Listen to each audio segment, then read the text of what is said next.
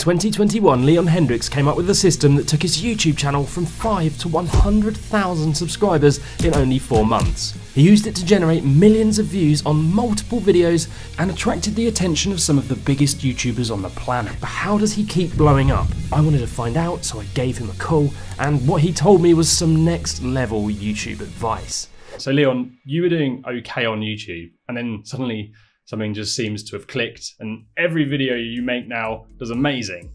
What did you change? I think getting better at titles and thumbnails. The content before then was good, but it just wasn't clickable enough. Then in August, I got a message from Mr. Beast, and he was like, hey, send me a number, I want to chat to you. I was like, wow, cool. And we chatted, and we talked for 30 minutes, and all we talked about was basically how my titles and thumbnails are really bad and I need to improve it. And so I went on this deep dive on really studying thumbnails and started noticing the patterns that actually make it work. Could you give us an example of how you found a pattern that worked using this video, for example? With that particular video, one pattern I noticed, oftentimes if it's a peculiar object that makes you go, what is that thing?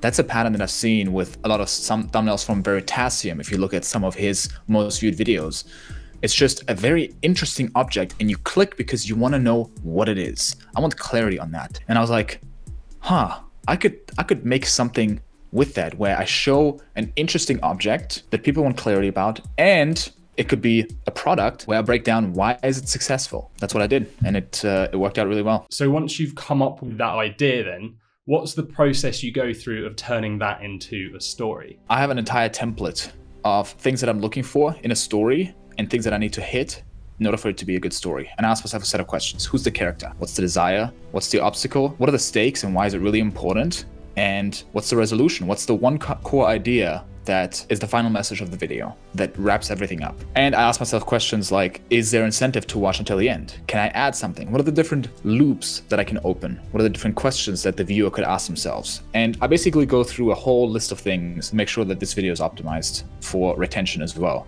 So, okay, what's the hook? What do viewers need to see in the first few seconds based on the title and thumbnail so they feel like, hey, I'm gonna get what I clicked for? Is there a way to make them laugh or feel surprised or feel something in the first 10 seconds? Because if they feel something from the very beginning, that's one of the strongest hooks. If you can make them laugh, if you can make them go like, huh, that's funny, that's interesting. I also ask myself, is there a way to have 2 storylines? So if you have only one storyline, people might lose interest. But if you introduce a second one, you give people a second reason to potentially watch. And maybe they only end up being interested in the second storyline, but not in the first one. So having multiple storylines gives you a higher chance that people have a reason to keep watching. And then I go to the storyboarding process. I look at, okay, what are the storylines that I have? What can be the hook? What are the different things that can happen throughout it? If it's something that is scripted, like me sitting down and talking about something, then I can plan out everything. If it's something that is to be determined depending on my experience, for example, doing a dopamine detox, I kind of just plan ahead of like, hey, what are the different obstacles that I might face? What is the footage that I need? And just having everything planned out.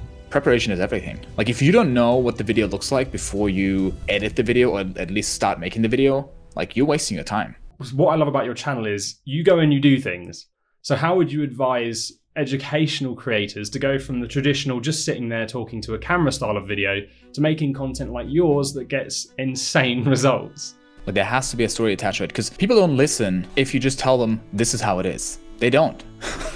They just don't. If you want to teach somebody something, you should spend 80% of your time telling them why it's important. And the best way to tell them why something is important is by telling them a story that they can identify with. And then the last 20%, or even maybe in 10% only, should be teaching them, okay, here's how to do it. I can make a video like dopamine detox is important, and that's my point, right? It's like, you need to do a dopamine detox. And it's like, if I start with that, nobody's gonna listen, like, okay, somebody's telling me what to do, like, you know. But if you're like, hey, I have this big problem, and this is my desire, and if I don't fix this, it's gonna be really, really bad. So, desire, obstacle, stakes. And ideally, it's something they can identify with. It's not just about me. Like, I'm Leon and I'm in this unique situation. It's like, no, what is something relatable that everybody can relate to? And then showing them why it's really important. And then going through the experience myself. And then at the end, giving them just a few thoughts, you know, just a few thoughts that gets them to think. And I think the tips that I would give people that just do sit-down videos is try to attach a story to every point you make and tell that story before you make the point. Now, I know that due to your success, you currently need more team members. Can you just let us know what the plan is for your channel in the business sense and the sort of things anyone who might want to join you can expect? The long-term goal of the channel is to rebrand it into a community name and make it about the community. And I don't want to be the only one in front of the camera. I want to have multiple people there and go on some really exciting adventures that multiple people can be part of. We want to spend a week with a Navy SEAL to kind of like discover the topic of what is discipline. That's one idea, right? And one format that I'm also really passionate about is helping people in our community achieve their goals. So what do they want to achieve? How can we help them do that? You know, somebody is launching a business, is trying to get their family out of debt. Okay, let's document the journey and help them get there, and bring in mentors, successful entrepreneurs that join the channel as well. So we want to build a whole ecosystem for this community of people who are hungry for more in life. So in your opinion then, what do you think the one thing a YouTuber should do the second they stop watching this video is to improve and grow? I think one of the biggest mistakes that I made very early on was that I thought my videos would deserve views and that they were good enough, but they weren't.